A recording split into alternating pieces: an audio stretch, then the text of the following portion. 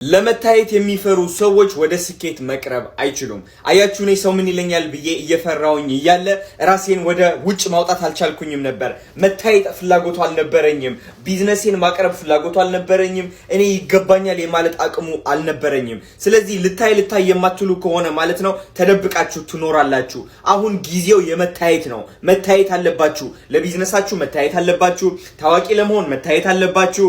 ስኬታማ ለመሆን በአጠቃላይ መታየት አለባችሁ። ወጣችሁ ከሰዎች ጋር ኔትወርክ ማድረግ አለባችሁ። ኮኔክሽን መፍጠር አለባችሁ።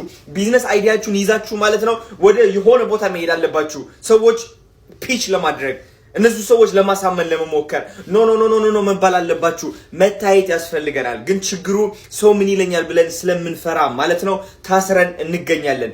ይህ ካልበጠስ ነው ደግሞ የምንፈልገው ህልም ማግኘት አቅሙ አይኖርም በምንም ተአምር ማለት ነው። ለዛም ነው ኮንፊደንሳችሁ ማሳደግ ከፈለጋችሁ እኔ ራሴ የናንተ አሰልጣኝ ሆኜ በኮሚኒቲ ውስጥ እንዳግዛችሁ እፈልጋለሁ። በጣም ብዙ ሰዎች ኮሚኒቲ ውስጥ እያገዝኩኝ ነው ያለሁት። እናንተንም ላግዛችሁ እፈልጋለሁ። በ3 ወር ውስጥ ኮንፊደንት እንድትሆኑ አግዛችኋለሁ። ልታይ የሚለው ማንነታችሁ እንዲወጣ አግዛችኋለሁ።